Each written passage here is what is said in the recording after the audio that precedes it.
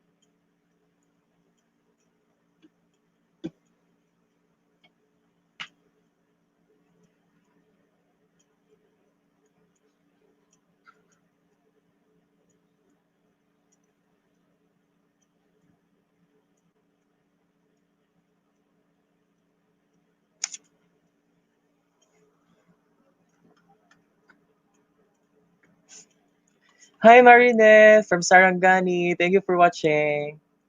Kumusta po kayo dyan?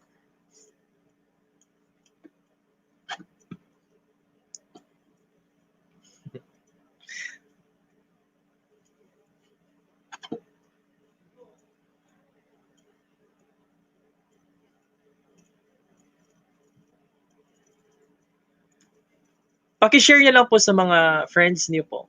Baka gusto nilang manood.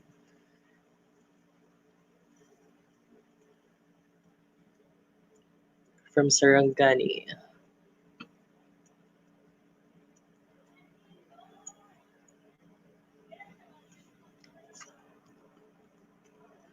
Hi Lily. Hello from Davao City. Wow, Davao City, one of the best cities in the Philippines, I believe. Hi Geraldine, Elim, shoutout po. Good afternoon. Thank you for watching it.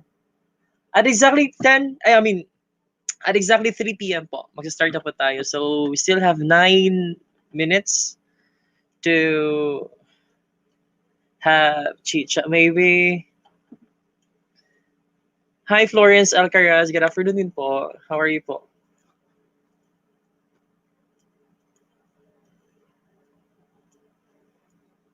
Good afternoon po sa lahat mga nanonood.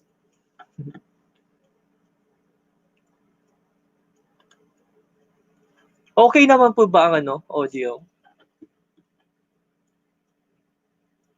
Hello po from Laguna. Hi, Laguna.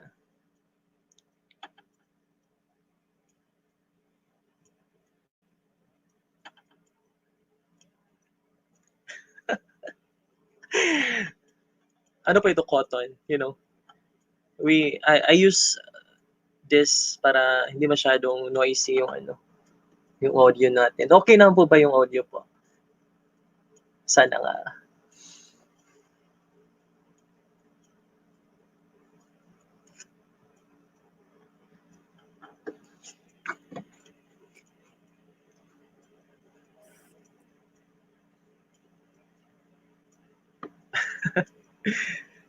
Yes, clear na clear. Thank you, Marinette.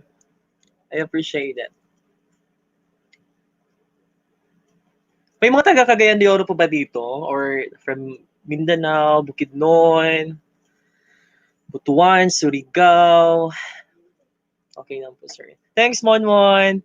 Oh, Gino, National Sikina. Hello po from Agusan del Sur. Hi! Saan sa Agusan po? Opo, clears po. Thank you. Gino, saan sa Agusan, Gino? Hello po from Upper Calarian, Zamboanga City. Hi, Zamboanga City! Isa yan sa mga dream destinations ko po. Sana makapunta ako dyan. In God's perfect time, I believe.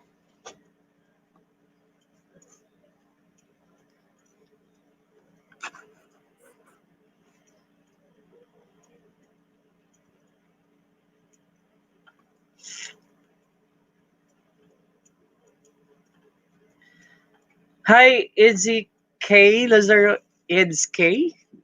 Ids K. Hello, watching from Dubai. Wow, Dubai. Hi, Dr. Roel M. Aton.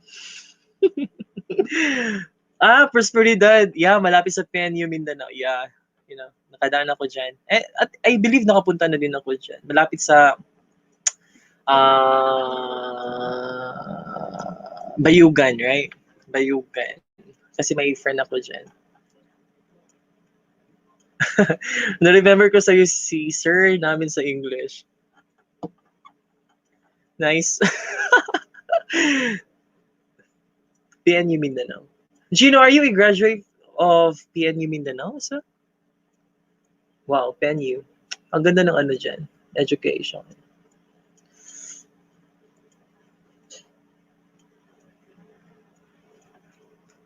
In 5 minutes po, we will start.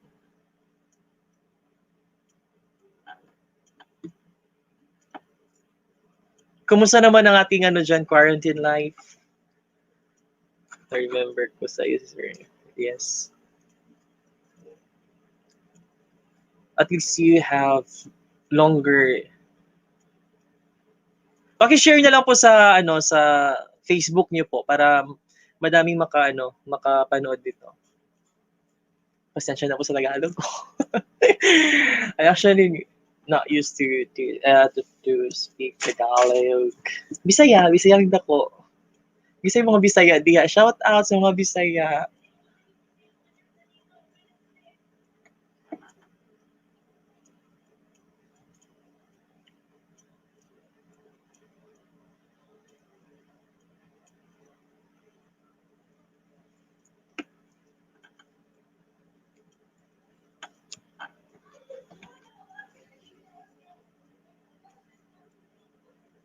Ako.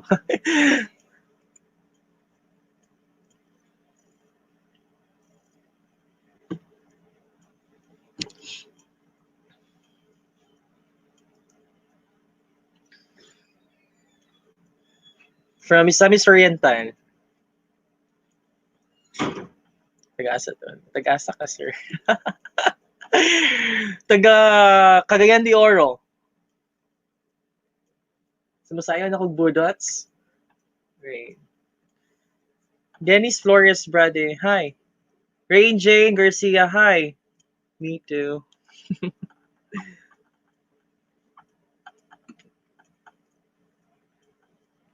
3 minutes.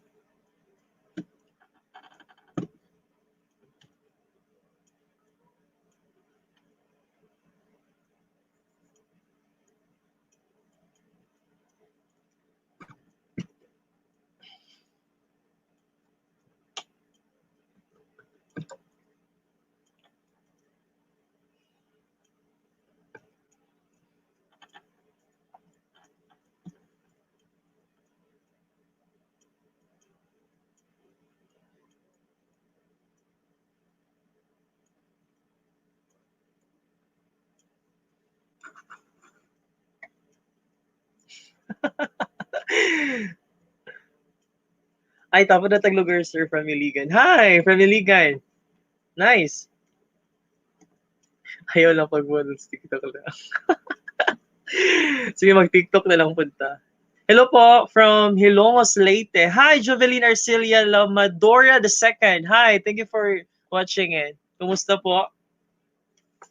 Sana hindi naman kayo bored sa sa quarantine na to. This is for everybody's good, right?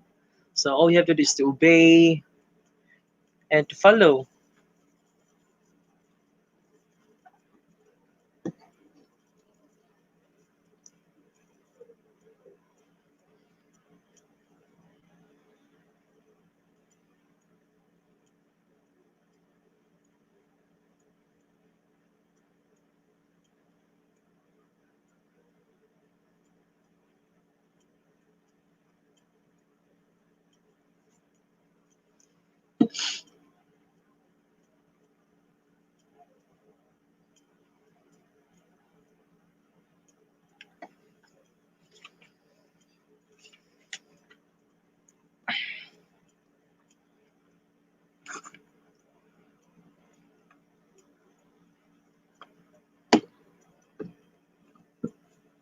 Once again, good afternoon po sa lahat.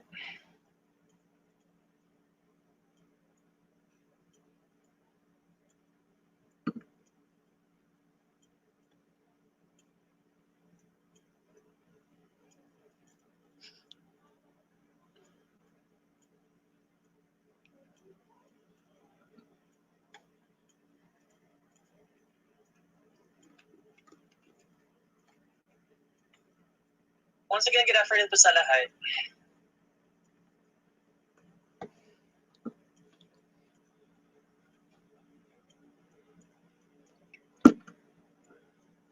Is that it?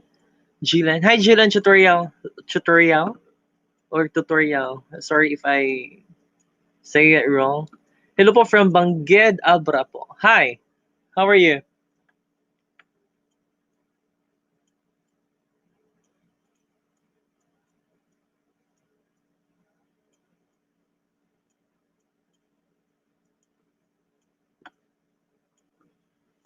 All right, let's start. Hi, good afternoon, everybody. Kumusta po ang lahat? It's already 3 o'clock in the afternoon. Shall we start?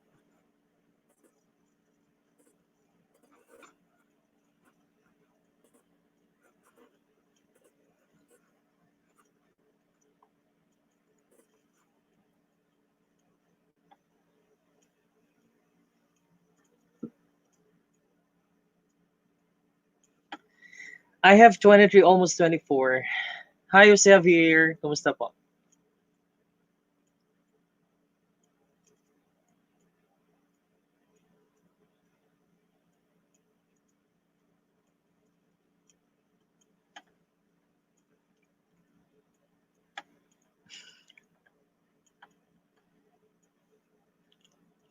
All right, shall we start? I hope you have your notes with you guys. Anyways, after this presentation, I'll be sharing with you the slides, I believe. So just give a minutes maybe or an hour to have this one into pictures or to convert this one. So you can also share this or you can also save this one. All right, now this afternoon we are going to have the English basics. Okay, so this is our second session, I believe. The first session that we had was 2 weeks ago, I believe. If you have time, you can also watch that one. Now this is our second session. Hopefully we can have a third session for it maybe so that we can talk more about English. Especially we can have Afro-Asian literature. We can also have teaching of speaking, LDR, or I mean teaching of listening and reading, LDR, long distance relationship. Anyways, so let's talk about English basics. So this might run for 2 hours, so please bear with me, okay? Now, this afternoon, we are going to talk about these topics. First is parts of speech, okay? Also, we're going to talk about rules on subject-verb agreement. Also, we're going to have tenses of the verb. Also, we're going to have, for the literature, we're going to have introduction to literature and literary criticism. Also general types or genre of literature. Also, we're going to have the basic elements and concepts of literature, figures of speech, and I will just have to include Philippine literature. Okay, so but if you want more, just request Teacher A to have another session, English sessions particularly, so that we can talk more about English, okay? Especially literature about America, whatever literature is that, okay? All right. So let me introduce myself first. My name is Jason Flores. I am licensed professional teacher. Currently, I am a college instructor, okay? I used to teach Koreans, and also I am an ex O ex OFW. I used to teach in Saudi Arabia as well. Okay. Now you can find me at J point. I mean J dot S dot O N dot fire on Instagram. If you have more questions or if you want to ask um, references or any materials regarding English, okay, so that you can review more. All right. So let's dig into it. Let me share this with you. Okay. I got this quotation on the internet. So it's not about how bad you want it, okay? It's about how hard you are willing to work for it. Okay, so if you really want this one, you work for it and think positive, okay? Claim it. You're gonna pass this exam. Okay? All right, now let's have the first. topic, we're going to have the parts of speech. Now, first part of speech is, of course, noun. Now, when we say noun, a word used to name a person, place, thing, state, or quality, or names, basically, right? Now, we have kinds of nouns. First is the proper nouns. These are specific, okay? These are their first letters are capitalized. Like, for example, we have Danica, Attorney Dioneda, Christmas, Commonwealth Avenue, your names, for example, Dennis Flores Brade, okay? Jose Javier. These are proper nouns. Next is we have common nouns. These are general terms. For example, we have house, girl, street, teacher, country. Okay, common nouns or general terms. Next is we have collective nouns. Okay, these are name groups. For example, we have team, crowd, organization. Okay. Also, we have mass nouns. These nouns are cannot be counted or nouns that cannot be counted. For example, we have hair, sugar, water, sand, stars. Next is we also have concrete nouns exist in the physical world. Okay, again, concrete nouns exist in the physical world. So we have the flower, moon, chair, bag, bottle, and so on and many more. Okay. Also, we have the abstract nouns refer to ideas and feelings. Ideas and feelings. We have love, independence, honesty, faith. Okay. Next is we have pronouns. A word used to replace a noun. Again, when we say pronoun, a word used to replace a noun. Also, we have kinds of pronouns. First is the relative pronouns. We have who, whose, whoever, whom, that, which, whichever. Also, we have demonstrative pronouns, which we classify them into two. We have the singular and for plural. Okay. No, we have singular first. This and that. Now we use this, okay, if the object is near and reached. For example, here, this is my book. Okay, this is singular. Now we have your book. This is singular. And on the other hand, we have that. Okay, distant, meaning it is there is a distance from you. Okay, that. Now for plural, we have these near and rich. Like for example, these are my books. Plural. We have books here. Also for plural, far from you, we use those. Like those are my books. Okay. Next, we have indefinite pronouns. Also, we classify them into two. We have the singular and plural. For singular, we have any, anybody, nobody, anyone, each, everyone, one, someone, somebody, every, either, neither. We use this if you're talking about, especially for singular. Okay. Next is plural. We have all, some, few, both, several, many. Okay? We use these words if we are talking about pronoun. I mean plural. Another kinds of pronouns we have indefinite pronouns. And we're finished with that. We now let's proceed now to interrogative pronouns. We have who, which, what, whom, whose, whoever, and whosoever or whosever. Okay? Those are interrogative pronouns. Now, in this table, as you can see here, we have the nominative case. We have the nominative case. We have the objective case, possessive case, and also we have the singular, plural. Now, I know you know this one. We have the first person, second person, third person, right? Now, if we say first person, the person talking. Again, if we say first person, the person talking. Now, for second person, it is the person spoken to. Again, if it is second person, the person spoken to. And if we are talking about third person, the person, object, or concept being talked about. Okay? So we have here a nominative case, objective case, and a possessive case. Now, let's talk about these pronouns here. We have I, nominative, objective, me, possessive case, my, and mine. For the second person, singular, nominative case, you. Also, we use you for objective case. For the possessive case, we have your and yours. Now, for the third person, singular, we have the he, if boy, she, girl, it, if it is things. Okay? Objective case, you have him, her, it. Possessive case, his, her, hers, its. Okay? Those are under singular pronouns. Nominative case, objective case, possessive case. Now let's talk about plural now. Nominative case, we. Objective, us. Possessive case, our, ours. Second person, you.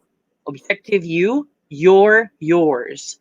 Third person, they, them. For the objective case, their, theirs for the possessive case. Now, let's talk about the difference between the nominative case and the objective case. Now, as we all know that if we're going to write sentence, or if we're going to write a sentence, especially simple sentence, we follow the subject, verb, and the object, right? SVO. Simple sentence. Okay? Subject, verb, object.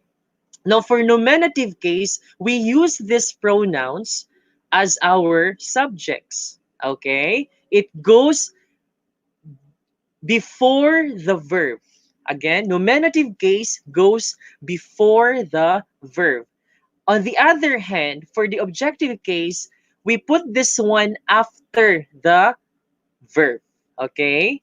Again, nominative case before the verb, objective case after the verb. Okay? Or objective case, these are the receiver of the action, right? We also use that term. Now, for the possessive case, of course, possession. Okay? All right. Next, let's talk about verb. Now, in general, when we say verb action words, our students could easily remember verb action word jump, eat. But let's define more comprehensively what verb is. Any of a class of words expressing an action performed or state suffered or experienced by a subject. Okay? All right. Now we have different kinds of verbs. You have the regular verbs, form their past tense by the addition of d or ed to the base form. But if the word ends with y and we're going to change this to regular verbs, we are going to drop y and add ied, right? All right, but not all. Okay, there is also a rule, or there are rules regarding that one. Now, let's talk about irregular verbs. Form their past tense and past participle in several ways. Or in simple term, it changes the formation or the formation of the word or even the spelling. Let's just use the word spelling. Okay. Now, linking verbs are used to link or join the subject with the word in the predicate which relates to the subject. Now, this is very common. The be verb, we have the am, is, are for present, was, and were for past tense, right?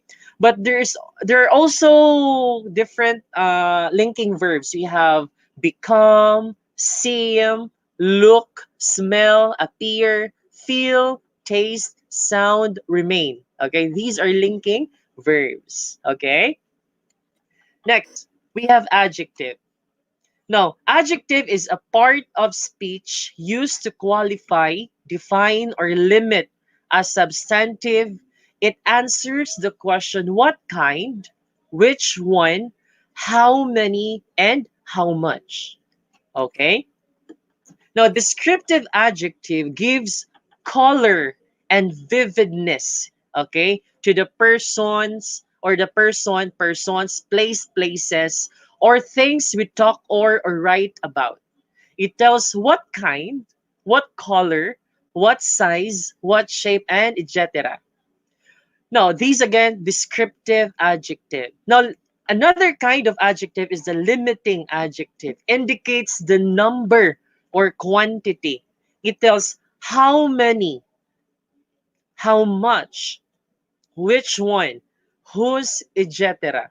All right, let's have this example here. Now, descriptive, high mountain. Okay.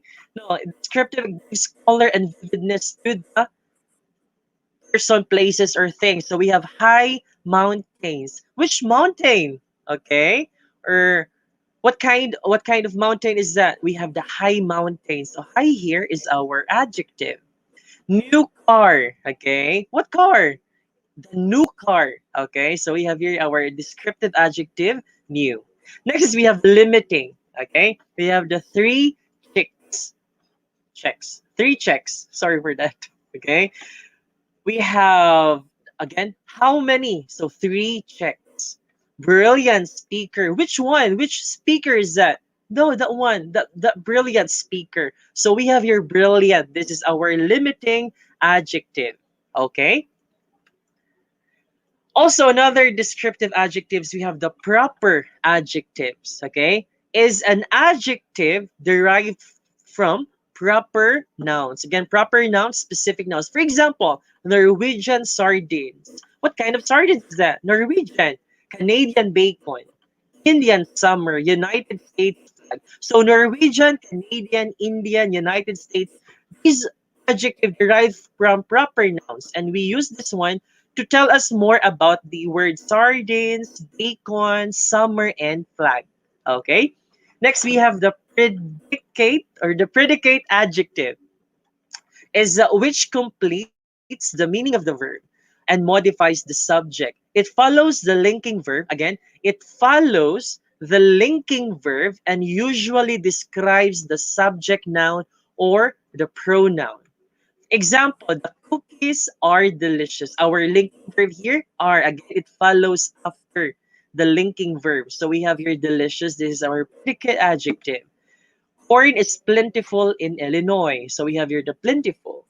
Also, we have nouns used as adjective. The possessive adjective. Example, John's car was wrecked in the crash.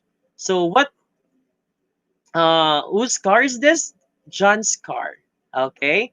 Also, we have, I am wearing my sister's coat. Whose coat is this? My sister. Okay. Next, let's have adverb.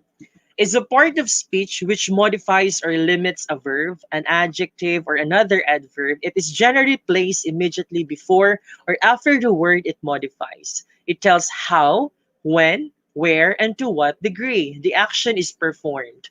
Now, most likely, when we say adverb, these words end with ly, right? Also, we have adverbs of frequency. We have always, sometimes, often, never, seldom. These are adverbs of frequency. But I've read, I believe, thousands of questions, especially questions uh, from previous exams. Okay, walang masyadong adverb na question. So, yeah, adverb. Next, we have preposition. A word expressing the relationship between a noun, pronoun, and other elements of a sentence. Relationship. Okay? Preposition. Now, prepositions are frequently confused by learners. Temporal in meanings of in, on, at. Now, let's have in, on, and at. Temporal in meanings. Now, we use in for months, seasons, years, periods of day, including morning and evening. So, we use in, for example, it happened in 1990, in September, in May, in the summer, in the fall, in 1990, periods of the day, in the morning, in the evening, in the afternoon. Now, we use on for dates and days of the week. Okay, dates on the 21st of April, on the 14th of May. Okay, days on Monday, on Tuesday, on Thursday. So we have your example sentence. It happened on February 14. Okay? Now let's talk about at. It happened at 8:30. Now we use at for times of the day including noon, night, sunrise, or dawn. For example, at noon, at night, at 3 o'clock in the afternoon. So we use at for times of the day. Temporal use of in and within. Okay? Confused by the learners. In and within. Now, we use in. Okay? For example, I'll call you back in 30 minutes. 30 minutes from now. For example, time now is 3:20. If I say I'll call you back in 30 minutes, so I'll be calling you or I'm gonna call you at 3:50, right? So after 30 minutes. On the other hand, when we say within, I'll call you back within 30 minutes between now and 30 minutes from now. So for example, 3:20. So I might be calling you. I might be calling you 5 minutes from now, 10 minutes from now, 15 minutes from now. So within that 30 minutes, I'm gonna call you. Okay. Next is since and for to express spans of time. Now let's have since first. I have lived here since 1980. Now, we use since if we are referring to beginning span. Okay, refers to beginning span since 1980. On the other hand, we use for if you're talking or if you're referring to duration of time. So, for example, I have lived here for 17 years. I have lived here in Cagayan de Oro for 15 years. Originally, I am from Bukidnon. So, we use for if you're talking about duration of time. Okay? Anyways, we're going to be talking about more on the following slides. Now, there are many cases which more than one preposition is acceptable in a given context. One must be aware of this case. Okay, so again, happened around about 9 time degree approximation cost around or about 150 pesos. Telling time, a quarter to 12 or a quarter of 12, a quarter after 12, a quarter past 12. Okay, in time period, it happened in 1986. It happened during 1986. Temporal termination, a work from 8 a.m. to 5 p.m. or you can say a work from 8 a.m. until 5 p.m. Spatial proximity, a house by the lake, or you can say a house near the lake. Location among something linear, the towns on the Abacan River or the towns along the Abacan River. Location lower than something, we use below, beneath, under the stairs. Location higher than something, we can use above, over the table. Okay? Now we have preposition denote various relationship. So first let's have place or position. We have at, over, to, or up, in, to, under, down, on, from, beneath, across, above, by, on top of, around, below. We also have direction. We have beside, behind, through, among, near, on the back of, between, inside. We also have time. At, in, during, at the beginning of, by, on, since, at the end, after, before, for, until, or in the middle of. Okay?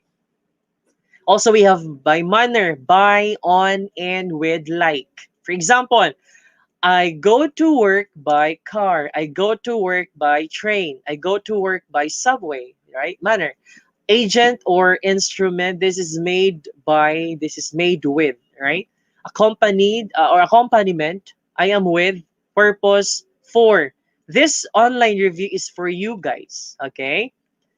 Association of, measure of, by, similarity, like. Okay?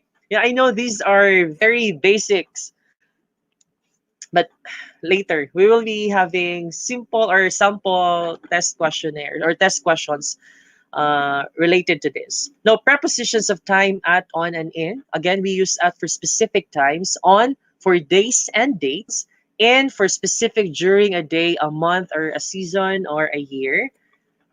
Next, we have let's have prepositions of place. Now we use at for specific addresses. For example, John lives at 55 Moritz Road in Durham. sorry, at specific addresses. We use on to designate names of street, avenues, or etc. Like here, example, her house is on Boretz Road. We use in for the names of land areas like towns, countries, states, countries, and continents. Like she lives in Durham. Durham is in Windham Country. Windham Country is in Connecticut. Okay. Next, we have preposition used in, at, on, or prepositions of place. Now, in again, we use in with spaces. Again, in plus spaces. So for example, in a room, in a building, in a garden, in a park. Also, we use in with bodies of water, like in the water, in the sea, in the river. Okay. No, we use in with lines, in a row, in a line, in a queue. Now let's have at. Use at with places. For example, at the bus stop, at the door, at the cinema, at the end of the street. Okay? At with places, specific places. Use at with places on a page. Like at the top of the page, at the bottom of the page. Like, can you write something at the top of the page, please? Yeah. Can you write something at the bottom of the page? So we use at there. Now use at in front of people, like at the back of the class, at the front of the class. Use on with surfaces, like on the ceiling, on the wall, on the floor, on the table. Use on with small islands, like I stayed on Maui.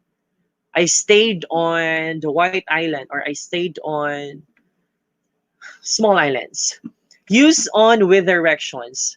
Directions again, we use on the right, on the left, straight on. Okay. No, we use for. Now let's have time, prepositions of time, for and since. Now we use for when we measure time. Okay, like seconds, minutes, hours, days, months, years. For example, he held his breath for 7 minutes. For, this is minutes. She has lived there for 7 years. The British and Irish have been quarreling for 7 centuries. Now we use since with a specific date or time. Example, he has worked here since 1970. She has been sitting in the waiting room since 2:30. Again, for, if we measure time, okay, duration. If we use since with a specific time or date. Now let's have conjunction. Now when we say conjunction, these are words or a word used to connect sentences, clauses, phrases, or words. Example, we have the coordinating conjunction, or also we have the subordinating conjunctions. Now when we say coordinating conjunction, if you could still remember, we have the fun boys like for, and, nor, but, or, yet, so, right? And we use subordinating, and also we have subordinating conjunctions. Usually, or we use subordinating conjunctions if you're going to write sentences with dependent clause. Okay. Well, for coordinating conjunctions, basically we have two independent clauses. We combine them together. So we use coordinating conjunctions. All right. Anyways, now we have also examples of coordinations. We have the Rain and Chris, so the official canceled the game. Martha wanted to go shopping, but Fred refused to drive her to the mall. That's for coordinating conjunction. We have subordination. Because I forgot the time, I missed the final exam. I checked my money before I invited Tom for lunch. So we have here because and before. Anyways, now let's have interjection. Now, interjection is a word that expresses the feeling or emotion and functions independently in a sentence. Like we have example, oh, alas, hey, ouch, well, wow, right? These words are interjection or expresses feelings or emotion.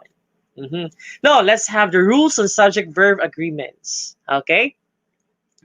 Are you still there? All right, let's have the first rule. Now, a verb with S is singular. A verb without S is plural.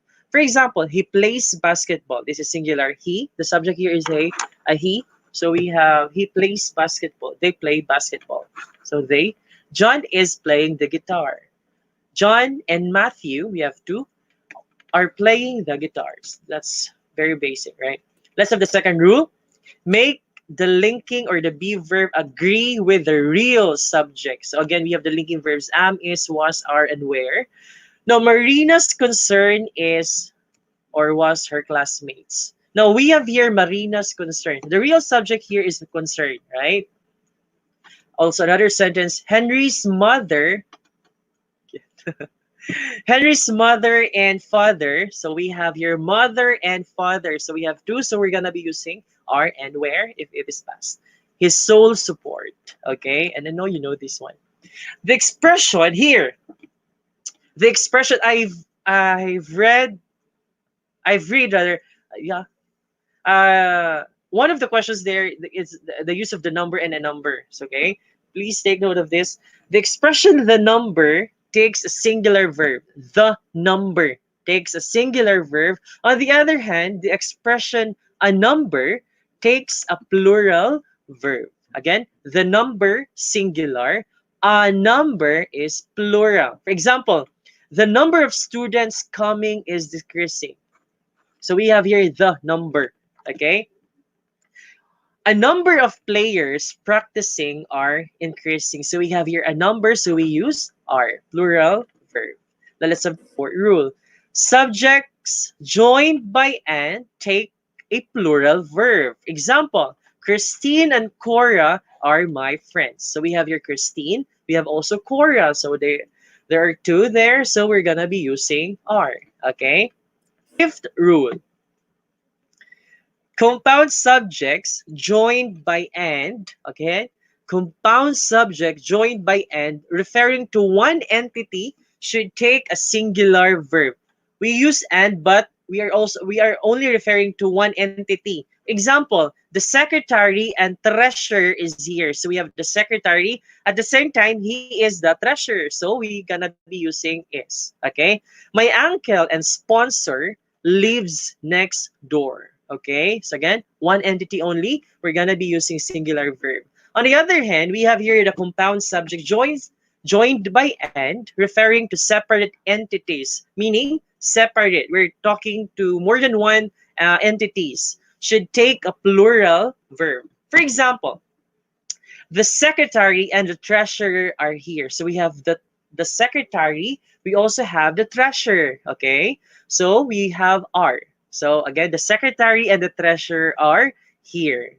Next is my uncle and the sponsor live next door. Okay, again, we're talking to two or more than one entities, separate entities. Okay, let's have the seventh rule. Compound subjects joined by correlatives such as either or neither nor, not only but also, should take a verb that agrees with the near subject. Okay? Again, we have either or, neither nor, not only but also. We're going to base our verb to the nearest or to the near subject. Example, either the children or the mother is going. So we have here our near subject is mother, right? So mother just once, so we're gonna be using is. Not only the captain, but also the cadets are marching. So we have here near subject cadets. So we're gonna be using are. Neither the mother nor the children are going. Near subject children, so we're gonna be using are. Okay? Yes. Next. Compound positive and negative subjects take verbs, okay, that agree strictly with the positive subjects only. Okay, I guess that's clear. For example, the hotel near the houses was burned down. The hotel, this is our positive subject, was burned down. The riders, not the horse, were injured. Riders, okay? So we use were. Number 9.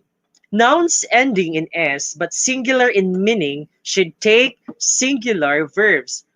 Nouns such as news, physics, moms, economics, politics, mathematics, and missiles. Example, missiles is a communicable disease. Physics is an interesting subject. S. Number 10. Nouns that are plural in form should take a plural verb. Again, nouns that are plural in form should take a plural verb, such as sleepers, eyeglasses, trousers, earrings, pants, scissors, sunglasses, refreshments, pliers. Example, refreshments are served during the seminar. His trousers are newly bought. Exemption. Okay, we have here the exemption.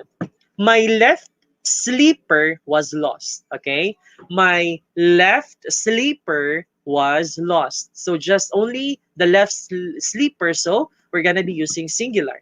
The pair of earrings is very expensive. Now we have here pair. Okay, so we use singular is very expensive. Number 11. A fraction should take a singular verb.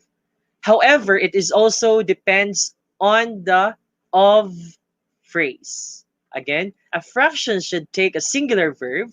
However, it also depends on the of phrase. Examples. One half of the mango is rotten. So we have here mango, so we use singular. One half of the mangoes are rotten. So we have here mangoes, so we use are. Number 12. Unit of measurement, distance, weight, time, or amount of money should take a singular verb. Okay? 10 years was an entity for him. 90,000 pesos is too expensive for the ring. Number 13. There and here are never used as subjects. When a sentence begins with there and here, you must look thoroughly to find the real subject. Examples. There are many devices in a man's heart. Well, where's our subject? That's correct. Okay. Here are the plants that you want for the garden. Where's the subject? That's correct, right? So we have plants and devices. Number 14. Subjects followed by intervening expressions such as in addition to, in accompany with, together with, as well as, etc. should take verbs that agree with the real subject. Examples. The teacher, together with the pupils, is dancing. The advisor, accompanied by her student, is attending the symposium. The mother with all her children is here. So we have here the teacher, advisor, mother. So we're gonna be using is. Next, the subject should be singular when the subject is a title, a name of a book, a clause, a quotation, or a group of words expressing a single idea. Okay? For example, Green Coconuts is Manansala's latest painting. Green Coconuts, yeah, it is a title, so we're gonna be using is. Delpan Brothers is a marketing firm. 1 minute. All right, number 16. Indefinite pronoun or indefinite words, Indefinite words such as each, every, neither, everyone, somebody, nobody, no one, anyone are always singular in meaning. Hence, they demand singular verbs. For example, every student was asked to give his opinion about the exhibit. Neither movie is good for you. Singular. Number 17. Words such as many and few are used only with plural nouns. Words such as much and little are used only with singular nouns. Again, many and few, plural nouns. Much and little, singular nouns. Many applicants were hired. Much money is needed for the project. Next, number 18. Each other is used when we refer to two persons or things. One another is used when we refer to more than two or more than two. Again, each other is used when we refer to persons or things. One another is used when we refer to more than two. Examples: he and his sister always advise each other. His classmates help one another in their project. Mhm. Number 19. The phrases such as is one of the and among the must be followed by a plural noun. Again, the phrases such as is one of the, among the must be followed by a plural noun. Ang daming nagkakamali nito. Mike is one of the players. Among the nominees, Leia is the most promising. I am one of the teachers, okay? Among the teachers, okay? Please take note of that. 20. Collective nouns take singular verb if all members act as a single body. Again, collective nouns take singular verb if all members act as a singular body. Nouns such as audience, class, team, band, committee, senate, jury, herd, crowd, flock. For example, the committee was in full agreement with my idea. The family is anonymous on the issue. Number 21. This is, on the other hand, collective nouns take plural verbs if the members, again, if the members act as individual. The basketball team were disorganized. The family are debating on the issue. Listen, for example, the family are debating on the issue. So each family members, okay, is giving his or her idea about the issue. So that's the family are debating on the issue. Number 22. Mass nouns can be pluralized by quantifiers. Again, review mass nouns such as sugar, rice, scent, hair, water, information, and evidence. This can only be pluralized by quantifiers. Like 2 sacks of rice, 2 sacks of sugar, 2 sacks of sand, strands of hair, pieces of evidence, pieces of information, pieces of advice, grains of rice. Sorry. Okay. 23. The relative pronoun should take a verb that agrees in number with its near antecedent. An antecedent, again, is a noun or pronoun to which a following relative pronoun refers. Example, Lorna is one of the students who read a lot. Marlon is one of the players who have joined the soccer team. Mirna is one of the children who live with foster parents. And that's it. Okay, please remember those. Those might help you during exam. Now let's have tense of verbs. Let me have this in simple terms. Okay, tense of verbs. Now, let's define first what tense is. The word tense comes from the Latin word tempus, which means time. The tense of a verb shows the time when an action or condition occurred.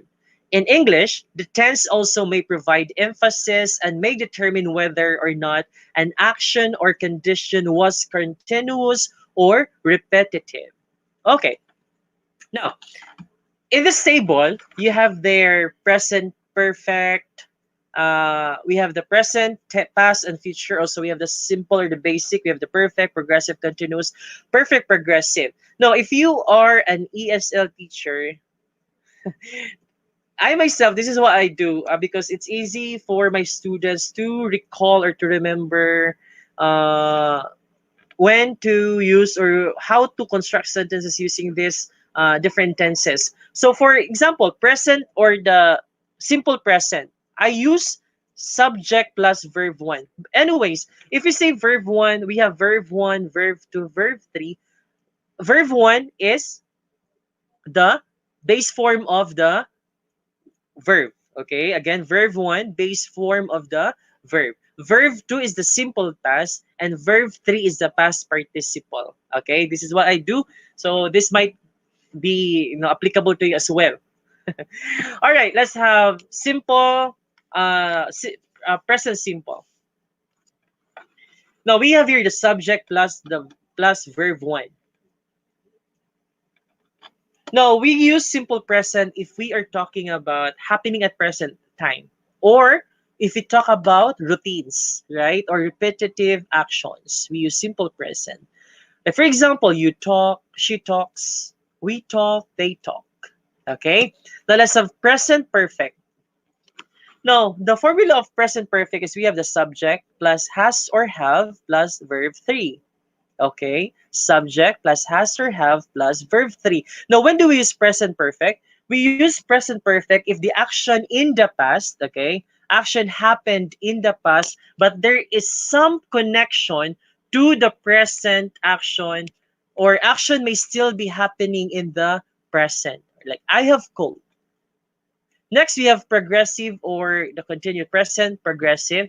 We have subject plus be verb or verb in ing. Okay? When do we use this one?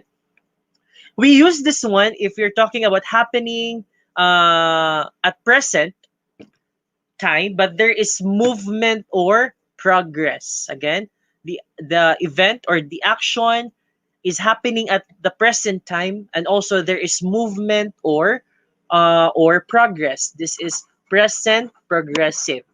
Now another is the present perfect progressive. We have the formula subject plus has or have plus been plus verb in ing. When do we use this one? Action happened in the past, continues up to the present, and there is movement or progress. Okay? That's it. That's the present perfect progressive. Next, we have the simple past. Of course, we have simple past.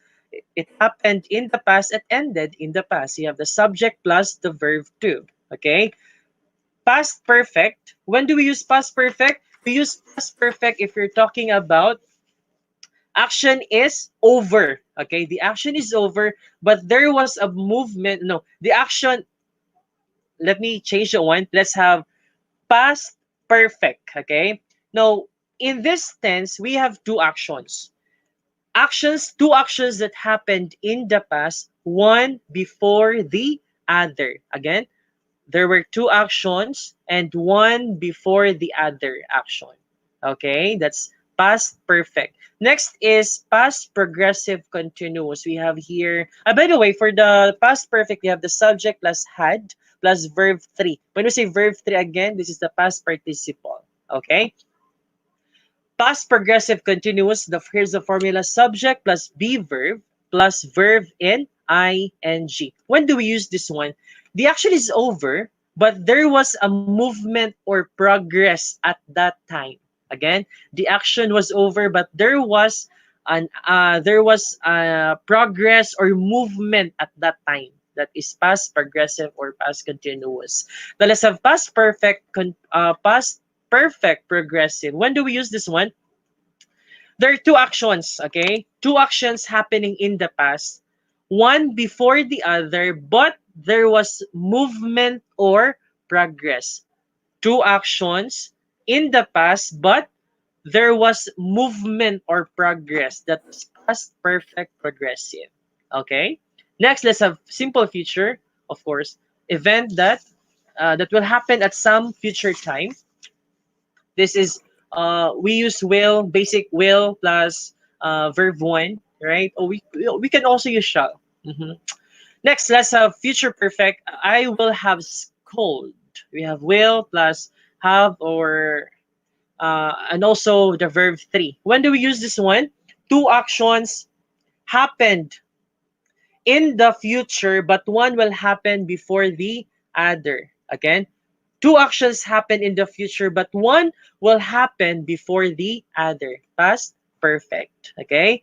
Now, future. Sorry, where are we? Oh, yeah. Future perfect, again, two actions that will happen in the future, but one will happen before the other. That is future perfect. Sorry for that. Next, let's have future progressive continuous. I will be calling. Okay? When are we going to use this one? Actions will happen, or action will happen at some future time, but there will be movement or progress. Okay? There will be movement or progress. Now, future perfect progressive, I will have been calling. When do we use this one? Two actions, okay? Two actions happening in the future, but one will happen before the other. And there is movement or progress. Okay? So, next. There are three basic tenses. We have the past, present, and future. They show whether a simple action or condition occurred, occurs, and will occur in the past, present, and future. There are three perfect tenses. We have the past perfect, present perfect, and the future perfect. They show whether an action or condition had occurred relative to the past, has occurred relative to the present, or will have occurred relative to the future. And there are six progressive tenses. We have the past progressive, present progressive, future progressive, past perfect progressive, present perfect progressive, and the future progressive, perfect progressive. They show a continuous action or condition that was occurring in the past, is occurring in the present, and will be occurring in the future. Had been occurring relative to the past, has been occurring relative to the future, or will have been occurring relative to the future. Okay, now we're finished with this. Now let's try this. Ready? Are you guys ready? Oh, thank you for tuning in. The first question, okay?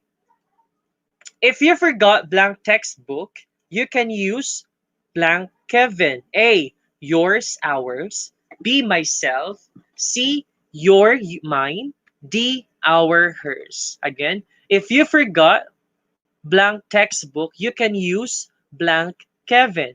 A, yours, ours. B, myself. Your, mine. D, our, hers. What's your answer, guys?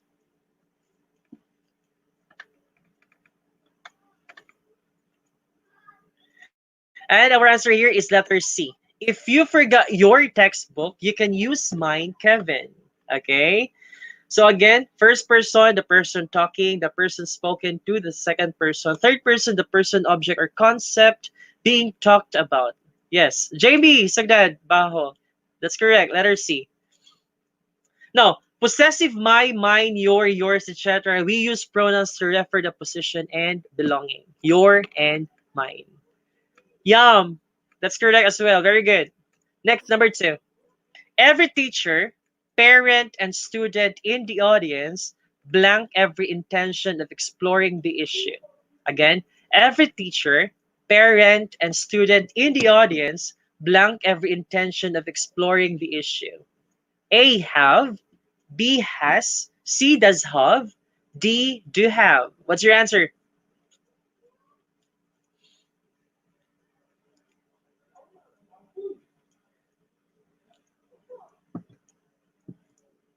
What's your answer?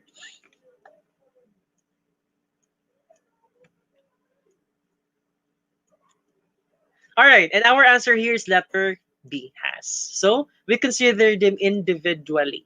Okay, every teacher, every. Okay, number 3. Samantha's eyes are blurred and her hands ached. She blanked at the computer for 6 long hours. Finally, she took a break. A, was seated. B, has seated. C, would have seated. D, had been seated. Again, Samantha's eyes are blurred and her hands ached. She blanked at the computer for 6 long hours. Finally, she took a break. A, was seated. B, has seated. C, would have seated. D, had been seated. What's your answer?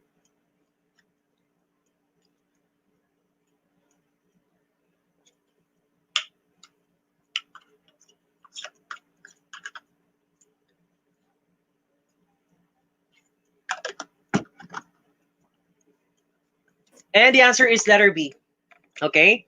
The second sentence is in the present perfect tense, and so the auxiliary must be has plus the past participle form of the verb. Okay? Present perfect. Number 4. Neither the teacher nor the students blank present in the affairs. Again, neither the teacher nor the students blank present in the affairs? A, am, B, is, C, was, D, were. What's your answer?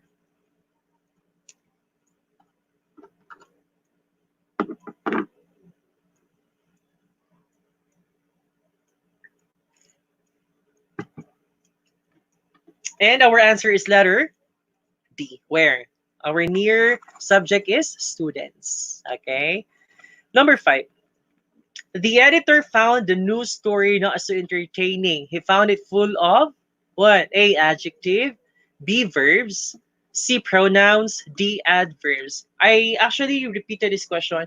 We had this one last during our first session, right? If you could still remember, if you were here last time, yes, I have this question repeated. Okay.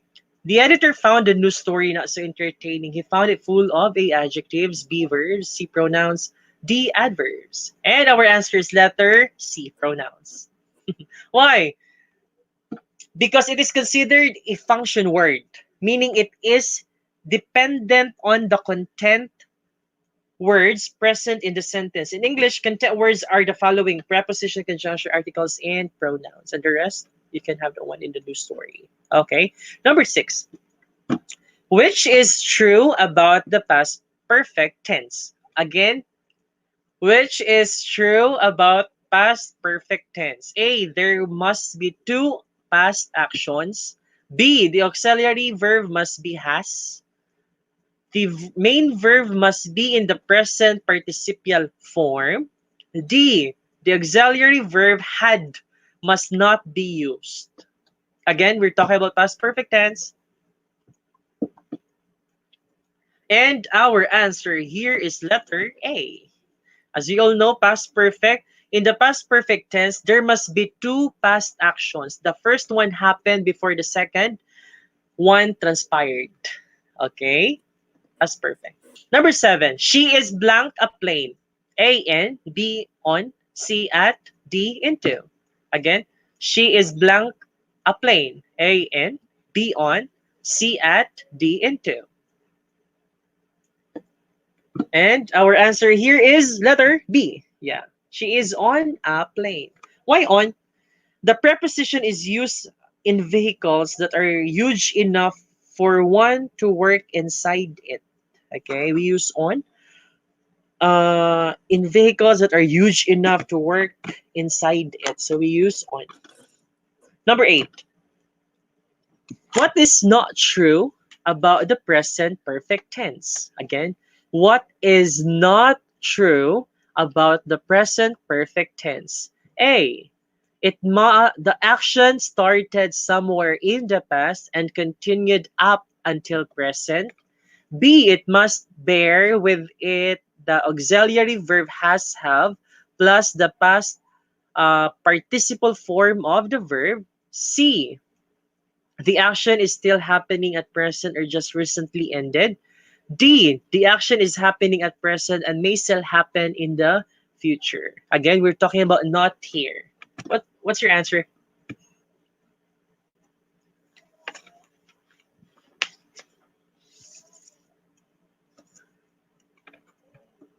The answer here is letter.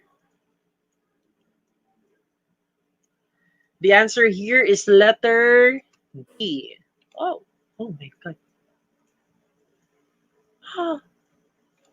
1 minute. A water break. Uh, Anyways, here for number 8, which is not sure about the present perfect tense. The answer here is letter D. The action is happening at present and may still happen in the future. Here, this this pertains to present perfect progressive. Okay. Again, this choice pertains to present perfect progressive. Ding, ding. Sorry, just a minute.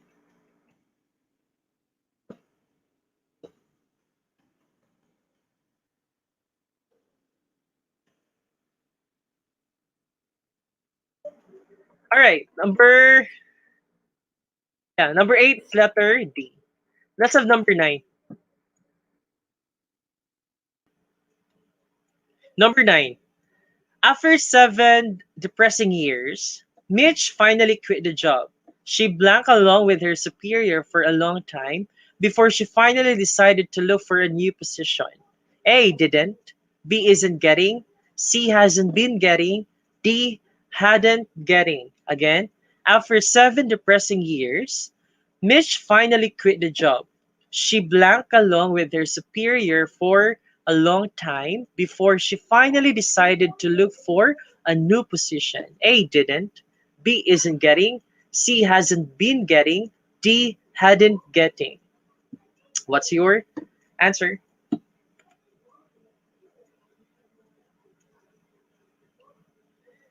For number 9, our answer is letter D. Okay? The sentence with missing parts is in the perfect progressive tense since there are two actions were still happening when the second transpired. Therefore, the auxiliary verb must be had plus been and the ing form of the verb. So our answer is letter D. Okay? Number 10. This sit work is difficult for Paul and this quite difficult, right? Here, the question is this sit work is difficult for Paul and A myself, B I, C me, D himself. What's your answer?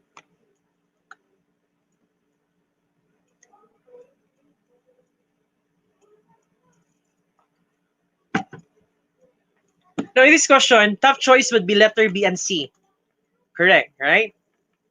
But the answer is letter C, me, okay? Because I must only be used if you are the subject of the sentence of or if you are the doer of the action. While me is used if you are the object of the sentence or if you are the receiver of the action. Okay, so this word is difficult for Paul and me. Okay, so here you are the receiver of the action. So that's why it's letter C. Okay, and we're finished with that. Now let's have literature, basic literature. Okay, kaya ba? Yes, kaya. Walang duda, papasa sa board. All right, literature. Now, introduction to literature. Now, what is literature again? Comes from the Latin term litera, which means an encounter with letters. Okay, it is a body of literary productions, oral, written, or visual, containing imaginative language, such language that realistically portrays thoughts, emotions, and experiences of human condition. Okay, litera. It is a language in use that provides insights and intellectual stimulation to reader. As one explores literature, he likewise discovers the beauty of language. It is a product of a particular culture that concretize man's arrays of values, emotions, actions, and ideas. Also, it is therefore the recreation of human experience that tells about people and their world. Okay? So we have literary standards. First is universality. Universality. It appeals to everyone regardless of culture, race, sex, and time, which are considered significant. Okay? To everyone. Universal. Next is artistry. It has an aesthetic appeal to everyone and thus possesses a sense of beauty. Number 3, intellectual value. It stimulates critical thinking that enriches mental processes of abstract and reasoning, making man realizes the fundamental truths of life and its nature. Okay? Number 4, suggestiveness. It unravels and conjures man's emotional power to define symbolism, nuances, implied meanings, images, and message, giving and invoking visions above and beyond the plane of ordinary life and experiences. Also, we have the spiritual value. It elevates the spirit and the soul, and thus have power to motivate and inspire, drawn from the suggested morals or lessons of the different literary genres. Okay? Now let's have another literary standard, permanence. It endures across time and draws out the time factor. We have timeliness or occurring at a particular time, and timelessness, remaining invariably throughout time. So even if old na yung mga literary works, we are still talking about those things. Okay. Number 7, style. It presents peculiar way or ways on how man see or sees life, as evidenced by the formation of his ideas, forms, structures, and expressions which are marked by their memorable substance. For example, the very best example of this is if you are very familiar of the works of Edgar Allan Poe, we could say or we could see from his literary works his style, right? Annabelle Lee. Now, let's have literary models, appeals in different aspects and importance. Number 1 is cultural model. It aims to understand and appreciate cultures and ideologies different from one's own in time and space. Okay? Language. It aims to promote language development like vocabulary and structure, right? Like we learn more, especially vocals, we learn more, or like we encounter new words from the literary words that we are encountering, right? Vocabulary. Personal growth or model. It aims to help one achieve lasting pleasure and deep satisfaction in reading. As much as I would like to expound this one, but we are time limited. So yeah, personal growth model. It aims to help one achieve lasting pleasure and deep satisfaction in reading. Okay. Now, classification of literature. Now we are going to dig deeper. Okay. Structure, fiction and nonfiction. And I know you know this one. Now, when we say fiction, it is a literary work of imaginative narration, either oral or written, fashion to entertain and to make the readers think and more so to feel, right? Nonfiction, on the other hand, are literary work of real life narration or expression based on history and facts whose main thrust is intellectual appeal to convey facts, theories, generalization, or concepts about a particular topic. So fiction, products of imagination. Nonfiction, real life. Okay? Fiction, products of imagination. Nonfiction, real life experiences, especially we're talking about facts. Now, forms, we have prose and poetry. Now, prose written in the common flow of language in sentences and paragraphs which give information, related events, express ideas, or present opinions. Poetry, expressed in verse, measure, rhythm, sound, an imaginative language, and creates an emotional response to an experience, feeling, or fact. Okay? Verse, measure, poetry. We'll be talking about more later. Now, let's talk about genre. First is fiction. Now, again, when you say fiction again, these are products of your imagination or products of someone's imagination. Short story, novel, folktale, fable, legend. We have poetry, essay, drama or play, arts, paintings, drawings, music, and dances. Now, let's have basic elements and concepts of literature. Let me open my... All right. Now, basic elements and concepts of literature. Now, elements of fiction. Let's have first the elements of fiction. We have the characters. We have protagonist, antagonist, foil, background. We also have plot, the exposition or the beginning of the story or the how the story begins, right? Narrative, hook, conflict, rising action, complication, climax, falling action, denouement, and conclusion. Okay. We have also the setting, place, time, the situation, or the mood. We have the theme, the overall feeling which the story revolves.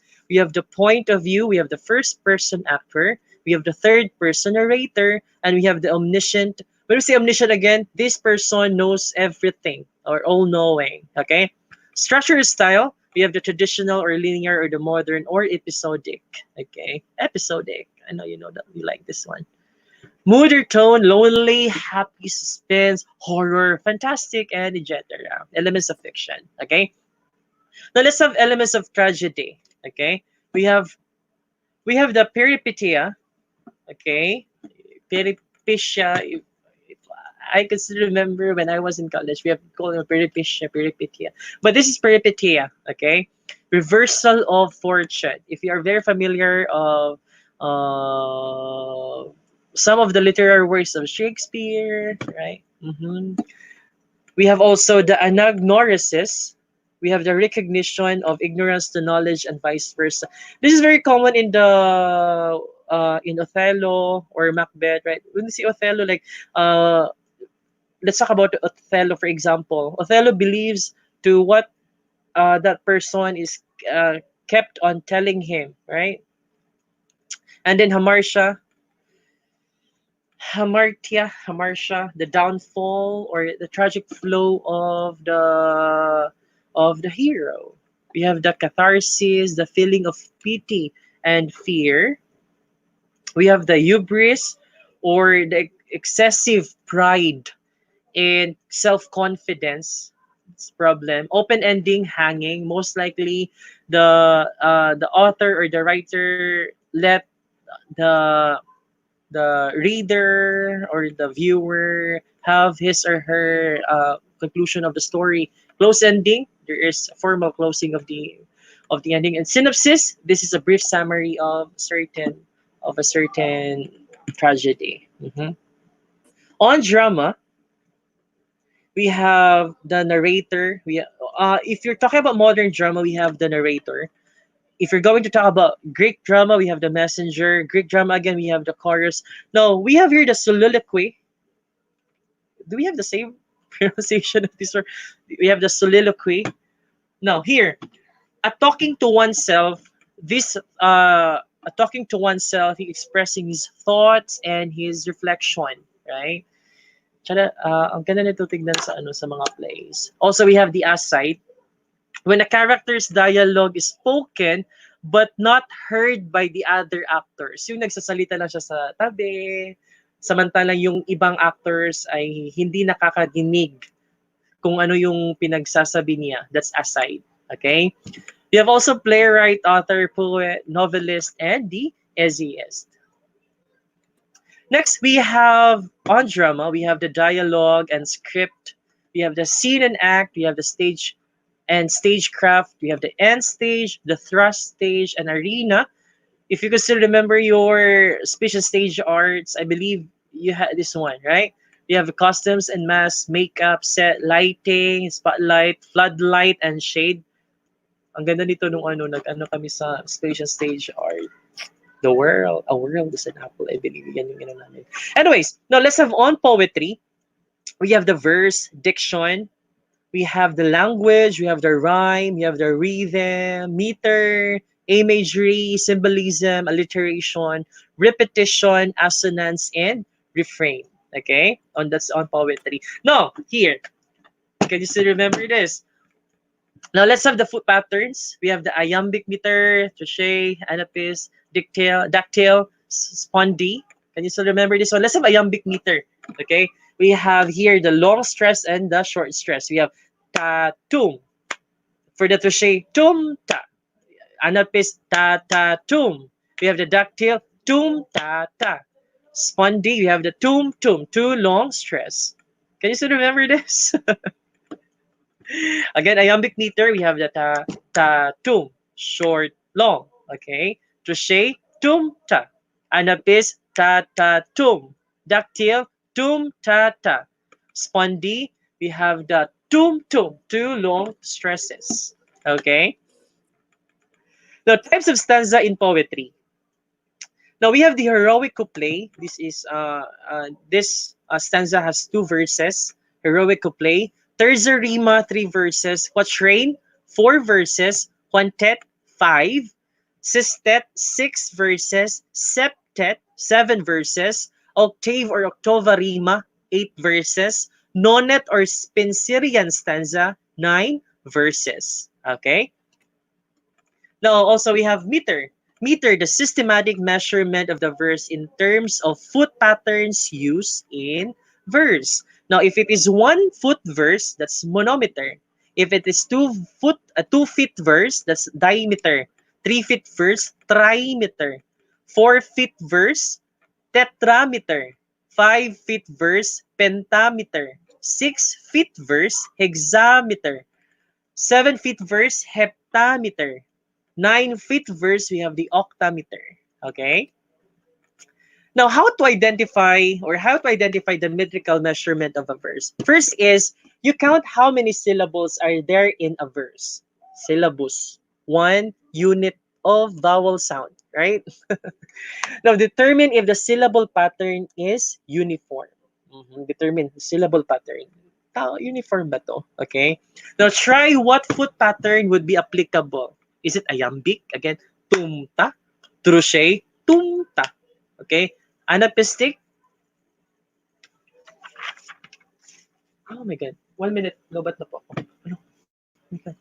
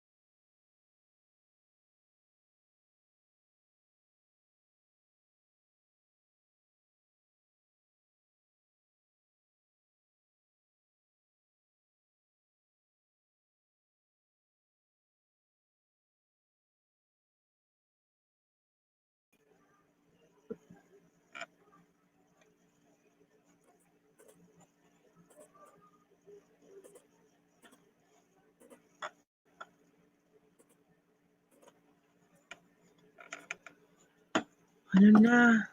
Wala na.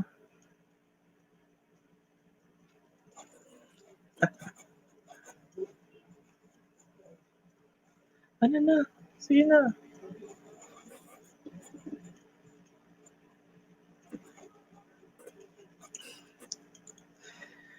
Hi, Mac. Lumokso de los Arcos. Yeah, I understand your concern.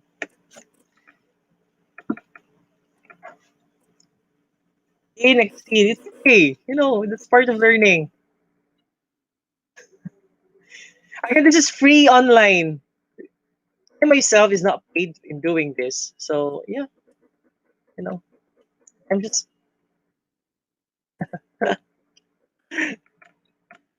this is for free.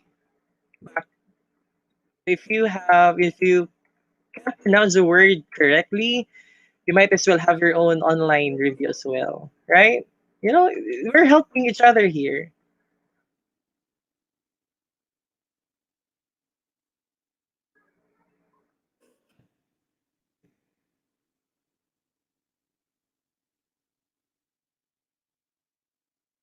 Anyways, sorry for that.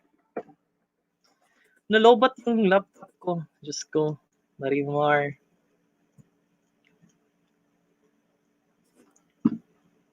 Ready? Alright. Which word, Mac? Para maano natin, ma-correct. Mac Lumokso de los Arcos. Sang ano doon? Sang word? Tell me.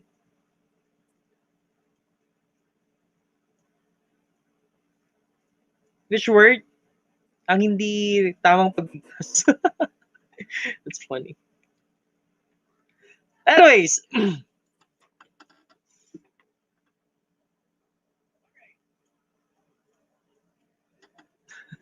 So, how to identify the metrical measurement of a verse? First, count how many syllables are there in a verse. Syllables again, unit of vowel sounds. Okay. Determine if the syllable pattern is uniform. Try to see uniform ba itong syllable pattern na to. If you determine now, so decide, is it iambic? Is it cake? Is it anapestic or dactylic? Okay. And last is identify the measurement of the verse according to the foot pattern use or the foot pattern used. Okay. Next, let's have the general types or genre of literature. No, let's have prose, novel or novelette. No, long narrative divided into various chapters. The events are taken from true to life stories. Now let's have short stories, short narrative involving a simple plot and a few characters. We have also folk tales, fairy tales. We have also whimsical tales. We have fables. 1 minute.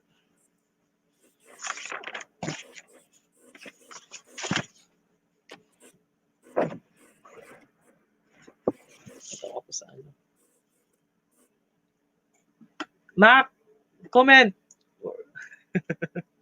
Anyways, now let's have whimsical tales. Also, we have the fables. No, whimsical tales, something amusing or funny tales. Okay. Also, we have fables or stories whose characters are animals who speak and act like humans. We have also anecdotes are merely products of writers' imagination. The main aim is to bring lessons to the readers. Also, we have parables or parabola. Basically, these are taken from Gospels or verses from the Bible. Mhm. Now, next, let's have legends are usually talking about origins of things, people, places, animals, etc. Also, you have myths, essays, like expresses viewpoint of the writer about the issue or topic, and also you have the speeches, the declamations, "Oh Captain, my Captain." We have the orations, formal treatment of a subject intended to be spoken in public. Also, we have news, are records of everyday events, and biography deals with the written accounts of person's life written by another person. Okay, those are about prose. Next, let's have poetry. Narrative poetry, first is we have epic, is an extended narrative poetry about a hero of a race. And there are two types of epic. We have the popular epic, where it doesn't have specific author, like Harvest Song of Aligoyon and etc. Also, you have the modern epic, which specific or it has a specific author. Like, for example, the Divine Comedy of Dante, Allegri, etc.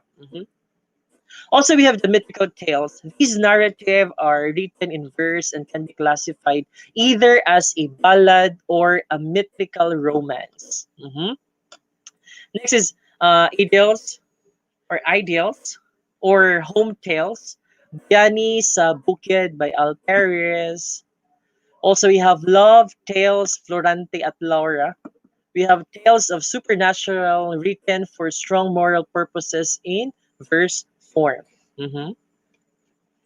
Also, we have ballad. A ballad is a story song that often has a refrain or chorus, as in the example that follow. 7, dramatic poetry. We have the social poem. We have the corrido and awit, or the narration and the chant. Other types of poetry, haiku, tanka, limerick, acrostic poem, concrete, or form poetry. Types of drama, we have the comedy. Usually, comedy has a very cheerful ending, right? Now, if you're talking about tragedy and happy ending, melodrama or musical, musical. This includes uh, lines delivered through singing. We have also farce. We say farce again, lightly exaggerated or physical rumor. Okay, through their costumes, through their faces. No, satire. These are ridiculed or to criticize people's stupidity, right? Or most of the topics here are talking about politics, about contemporary politics, morality, and comedy of uh, error. Now let's have figures of speech now. What time is it? Oh, 37. Now, figures of speech. No, when we say figures of speech is a word or phrase that possesses a separate meaning from its literal definition. It can be a metaphor, a simile designed to make a comparison. It can be the repetition of alliteration or the exaggeration of hyperbole to provide a dramatic effect. Now let's have here in this we have here example definition, and I mean the figures of speech. We have its definition and example sentence. Now simile, comparison using like, as, than, or seems. She acts like a queen. Basically, we are using like, as, right, in comparing two things. Metaphor, comparison, no, as. She is the apple of my eye. Personification, giving human qualities to inanimate objects. For example, the mosquitoes are rehearsing their war song. So we have here mosquitoes and they're rehearsing. We are giving human qualities to the object. Hyperbole, and exaggerated to emphasize, not to deceive. Example sentence, she cried a bucket full of tears when she lost him. Exaggeration. Apostrophe, addressing a statement to someone long dead or absent, or abstraction as if present. For example, my God, my Lord, you are my last hope. We have also allusion, quoting from the Bible, history, or literature. I am the way, the truth, and the life. That's allusion. Next, we have the paradox, seemingly absurd but true. The children is the father of the man. Also, we have 1 minute.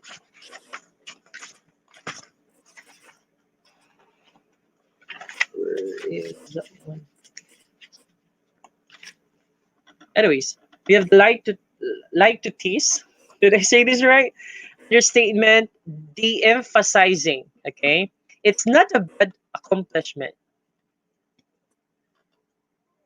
Onomatopoeia, sounds of words suggest the meaning.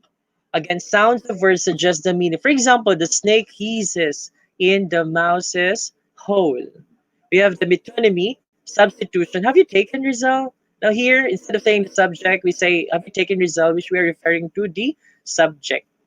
Now, synecdoche, hard to hold. It is difficult to teach a hungry stomach. Symbolism. Now here, symbolism, and I know you know this one. It is a representation. The old man is alone in the sea, and the mysterious worm crawls and enter the chamber. Okay, again, symbolism, representation. The old man is alone in the sea, and the mysterious worm crawls and enter the chamber. Also, we have the climax, succession of action. We have climax in plot. Also, we have climax as figures of speech. We say climax if you're talking about figures of speech, succession of story of action. I listened, I heard, I acted, I did. Okay, there is a succession of your action. Alliteration, repetition of the beginning sound of neighboring words. For example, she sells seashells. Also, Walter wondered where Winnie was. Okay, repetition of the beginning sound. Antithesis literally means opposite. Is a rhetorical device in which two opposite ideas are put together in a sentence to achieve a contrasting effect.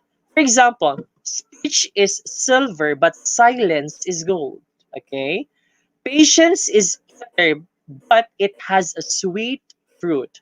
Money is the root of all evil. Poverty is the fruit of all goodness. Okay? Two opposite. We have two opposite ideas and we put them together to achieve a contrasting effect. That is antithesis. Next, we have also anaphora, a technique where several phrases or verses begin with the same word or words. Okay, for example, I came, I saw, I conquered. This is taken from Julius Caesar. Also, we have Mad World, Mad Kings, Mad Composition. This is King John II of William Shakespeare's literary work. We have also the assonance, repetition of vowel sound. Again, assonance, repetition of the vowel sound, not just the letters. In words that are close together, the sounds don't have to be at the beginning of the word. For example, we have here the vowels A, E, I, O, U, A, E, O, U. For the rare and radiant maiden whom the angels named Lenore. This is taken from Poe's literary work. E, therefore, all seasons shall be sweet to thee. Okay, E. I, from what I've tasted of desire, I hold with those who favor fire. From Robert Frost. Oh, hear old Triton blow his wreath horn. Okay, this is from Wordsworth. And you, and certain rustling of each purple curtain. This is Poe. Also, we have the euphemism, mild, indirect, or vague term that often substitutes a harsh, blunt, or offensive term. For example, letting you go instead of firing you. Okay, I will let you go. So it means that you're fired. Passed away instead of died. Economical with the truth instead of liar. If I can still remember, it's like you're sugar coating words. Okay, you're using words to sugarcoat. Okay, so that it's not that offensive. Okay. Also, we have irony. Of course, when there is a marked contrast between what is said and what is meant, or between appearance and reality. For example, how nice, she said, when I told her I had to work all weekend. That's verbal irony. A traffic cop gets suspended for not paying his parking tickets. That's situational irony. So imagine a traffic cop gets suspended because he's not paying his parking tickets. That's situation. Okay. Another is verbal irony. The Titanic was said to be unsinkable but sank on its first voyage. That's situational irony, right? It's very ironic. Next, verbal irony, naming a tiny chihuahua Brutus. Brutus. You know Brutus? Yeah. Dramatic irony, when the audience knows the killer is hiding in a closet in a scary movie, but the actors do not. Right? It's dramatic irony. Anyways, let's have oxymoron. Two contradictory terms used together. Again, oxymoron. Two contradictory terms used together, like peace, force. Kosher ham, jumbo shrimp, sweet sorrow, free market, oxymoron. Understatement occurs when something is said to make something appear less important or less serious. It's just a scratch, referring to a large dent. It's a little dry and sandy, referring to the driest desert in the world. Weather is cooler today, referring to sub-zero temperatures. It was interesting, referring to a bad or difficult experience. It was interesting, but you're referring to bad or difficult situation. It stings a bit, referring to a serious wound or injury. Sakit siya gamay, pero that's a serious wound or injury. We use the one. Understatement. All right, we're finished with that. Now let's have the figures of speech now. I mean, Philippine literature, okay? I'll be highlighting some famous literary works, okay? Let's talk about first the background. Now, Philippine literature in English was a consequence of American colonial rule. The Treaty of Paris, signed in 1898 between the U.S. and Spain, led to the establishment of a public school system which enforced English as the medium of instruction. So that's now let's have short stories. Let's have Dead Stars by Paz Marquez Benitez. It appeared in the Philippine Herald on September 20, 1925, and was quickly recognized as one of the best short stories yet written by a Filipino. Dead Stars. Next is Box of Ashes and Other Stories. This is year 1925 by Zoilo M. Galang. It was the first collection of short stories in book form. Okay, Box of Ashes and Other Stories. Zoilo M. Galang. Next is Philippine Love Stories. This is 1927, edited by Paz Marquez Benitez, the first anthology of short story. Again, the first anthology of short story, the Filipino Love Stories in 1927. Another short story, we have The Stealer of Hearts and Other Stories. This is year 1927, edited by Jose Villa Panganiban. Also, we have Philippine Short Stories. The Best 25 Stories of 1928 was compiled by Jose Garcia Villa. Okay. Footnote to Youth and Other Tales, 1933. Another collection by Jose Garcia Villa. Jose Garcia Villa's collection published by Scribners.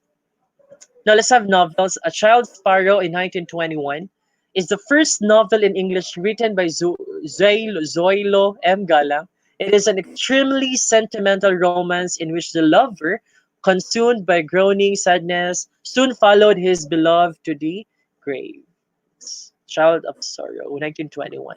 The Filipino Rebel in 1929 by Maximo Calao. It is about an ailing revolutionary Juanito who reneged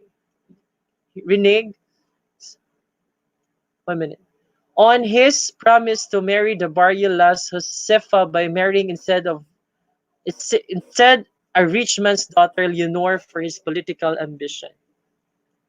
The United 1951 is written by Carlos P. Romulo, who had won the Pulitzer Prize in journalism. The novel tells the story of Major McKenna, a World War II veteran who rejects reconciliation with his millionaire father and refuses to marry his fiancée, Julia, a daughter of the New York Chronicle publisher. Also, we have The Woman. 1 minute. The Woman Who Had Two Novels, 1960, Nick Joaquin's first novel, which is an expansion of a successful story with the same title. This novel portrays a woman named Connie Escobar as having two cultural antecedents. And Without Seeing the Dawn, 1947, by Stephen Havilian, the first novel written by a Filipino after World War II. It is divided into two books named Day and Night, symbolizing a saga of love and hate, of faith and despair, a story of a woman torn between the love of her husband and obedience to deeply ingrained native customs and social conventions. Also, now let's have selected writers. These are just selected writers. We have Alfon Estrella. Okay.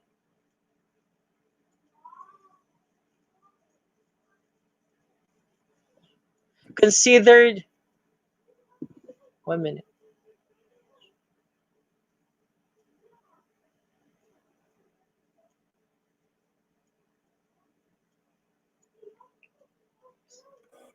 Now, Alfon Estrella considered to be the most respected Filipino woman fictionist in pre-war days.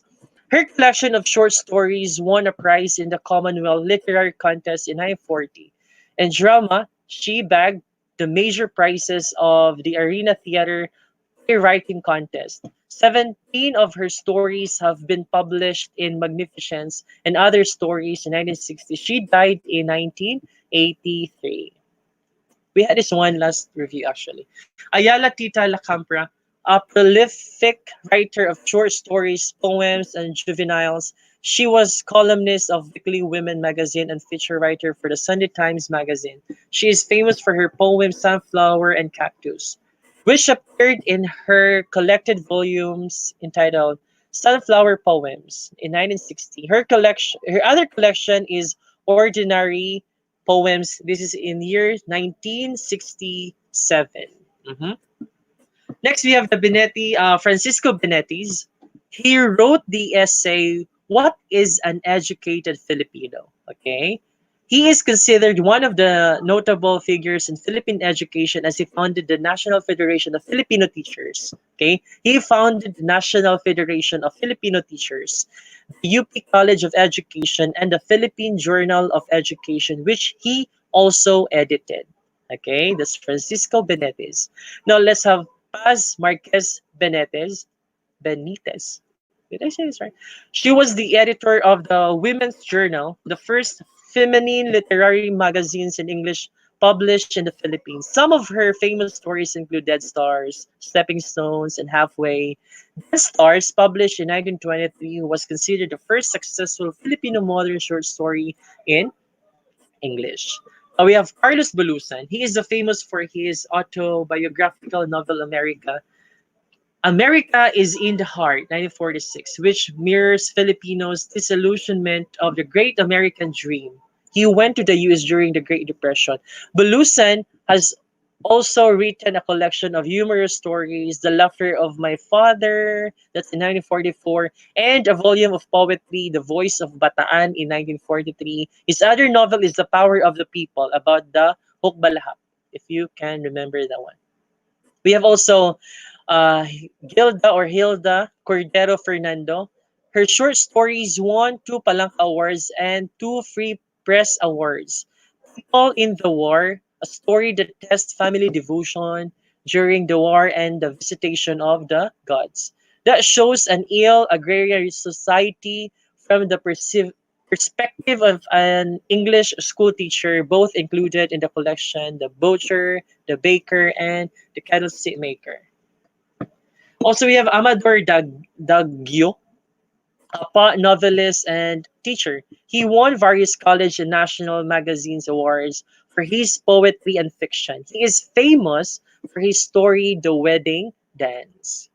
Also, we have Francisco Sionel Jose. He is famous for his Rosales trilogy, The Pretenders in 1962, Tree in 1978, My Brother, Executioner, that's 1979, Mass, that's 1882, and Poon 1985, a National Artist of Literature. He was much earlier conferred the Ramon Magsaysay Award in Journalism, Literature, and Creative Writing. Also, we have Nick Okin, wrote articles under pseudonym Quijano de Manila. His novel, The Woman Who Had Two Novels, that's 1961, won the Stonehill Annual Fellowship for Filipino Novel in English. A National Artist for Literature, he received the Magsaysay Award in 1997 and he died in 2004. Also, we have the Benvenido Lombera. He is a multi-awarded author, film critic, and literary historian and scholar. Lombera has published Revaluation, in 1985. Tagalog poetry, 1570 to 1898, or in 1985. Abot Tanaw, that's 1987. Likhang Dila, Likhang Diwa in 1993. Writing the Nation or Pag-akda ng Bansa in 2000. And he received the Magsaysay Award in 1993. Another is Karima Pulutan Tuvera, a prolific writer who used the pen name Patricia S. Torres. Her story, The Virgin, won first prizes in the Palanca and the Free Press. Her novel, The Hand of the Enemy, 1962, won the Stonehill Award for the Filipino novel in English. Also, we have Benvenido Santos, a short story writer and poet. His writings depict the loneliness and disillusionment of Filipinos in a strange and alien land. Some of his works include novels The Volcano in 1965, La Villa Magdalena or Magdalena in 1965, The Man Who Thought He Looked Like Robert Taylor, The Praying Man, 1982, short story collection, Lovely People in 1955, Brother, My Brother, 1960, The Day the Dancers Came, Scent of the Apples, 1981, The Poetry, One Dead Stag, and Other Poems, that's 1956. Also, we have Rolando Tinio. He emerged a new poet in 1965 with the Bagay movement and refused English and Tagalog languages in writing as in found in Valediction sa Hillcrest. His published works include Palanca Prize short plays, It's April, What Are We Doing Here, A Life in the Slums, and The Boxes, and Claudia and Her Mother. Also we have Jose Garcia Villa. He has won international fame as short story writer and poet. His erotic poems, Man Songs, caused his suspension from UP in 1929. He introduced modern poetry to the country and was a leading exponent of art for art's sake. He had experimented on comma poems and devised inverse consonants. He became the first national artist for literature with Amado V. Hernandez in 1973. All right, now let's try. Ready? Now let's have the first question. What is the biggest hindrance in learning a second language? A. Grammar. B. Structure of language. C. Imagery. D. Cross-cultural issues. Again, what is the biggest hindrance in learning a secondary language? Sorry. A. Grammar. B. Structure of language. C. Imagery. D. Cross-cultural issues. Any?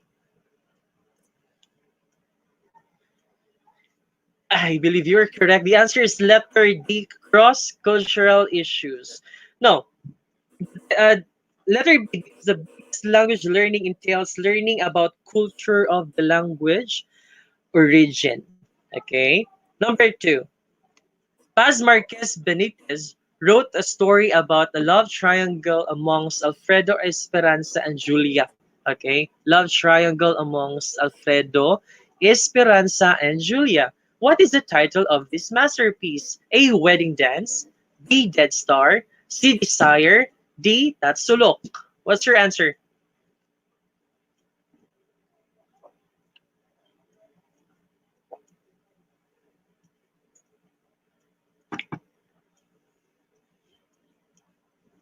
And the answer is, of course, Dead Stars. This is considered the first Filipino literary masterpiece written in English. It is about Alfredo who loves not love itself, but only the idea of it. Alfredo. Number 3. Manuel Argilla is one of the most important Filipino writers of all time. He wrote the Juan Tamad series and the short story How My Brother Leon Brought Home a Wife. He is famous in injecting themes with A. With blank in his story, A. Urbanity, B. Cosmopolitanism, C. Local color, D. Ranch life. Ranch life. What's your answer? Aslima Panarandang. Letter B? I think that's for question number 2, right? You're correct. Now here, Manuel Argelia uses, or he is famous in injecting themes with local color. Okay? Manuel Argelia's fiction depicts rural life in the Philippines. Okay, rural life in the Philippines. Sorry. Number 4, which word is accented on first syllable? A, 15. B, speak. C, understand. D, heaven. Again, which word is accented on the first syllable? A, 15. B, outspeak. C, understand. D, heaven. And the answer is, I guess you're correct, it's letter D, heaven. Okay? Lorito Paras Sulit's short story that revolves around the theme that beauty can be very dangerous title. Again, let me have one again. Lorito Paras Sulit's short story that revolves around the theme that beauty can be very dangerous, titled A, the Harvest, B, the Beautiful Stranger, C, Desire, D, Beautiful Liar. Once again, or one again. Let me read the question again. Lorito Parasulit's short story that revolves around the theme that beauty can be very dangerous, titled A, the Harvest, B, the Beautiful Stranger, C, Desire, D, Beautiful Liar. And here, theme that beauty can be very dangerous is about the harvest.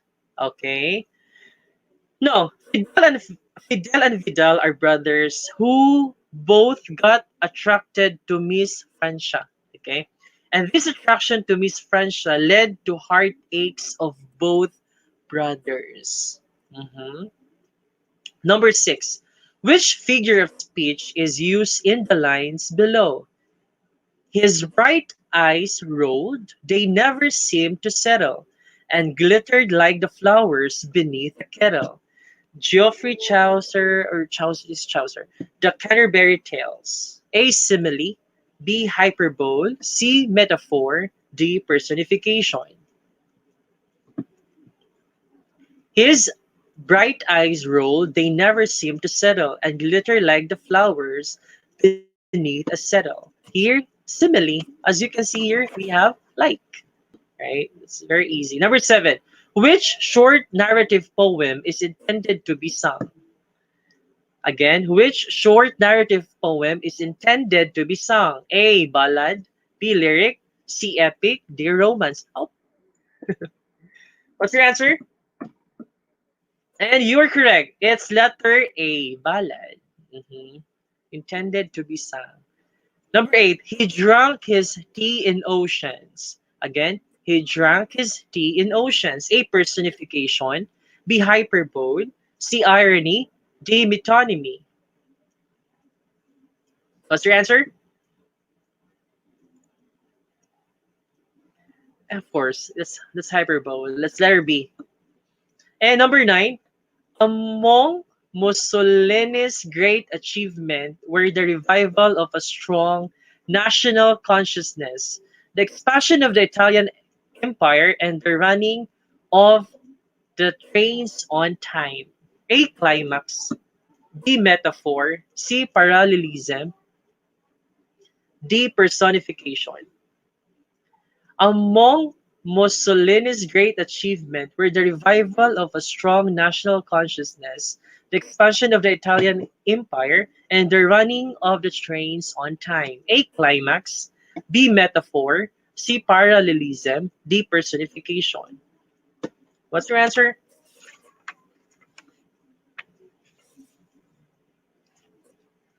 As what we said, climax, it's a succession of actions, right? First is revival of a strong national consciousness. Second, expansion of the Italian Empire and the running of trains on time. The answer is letter A, climax. Metaphor, direct comparison, parallelism, personification, in animating human. things as human, right? And number 10, yes, we're almost finished. To err is human, to forgive is divine. This is taken from one of the uh, writings of Alexander Pope. What's your answer?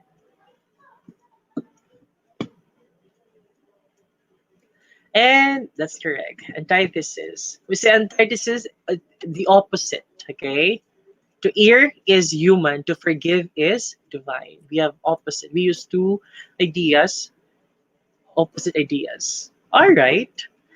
And that's the end of our English review. No, this is what I've this is just to remind everybody, claim it. I know you can, right? I know you can. Claim it, claim that you are going to pass the LET exam. Thank you so much for tuning in. Thank you, Teacher A, for this opportunity again. Thank you, and God bless everybody. Have a great day.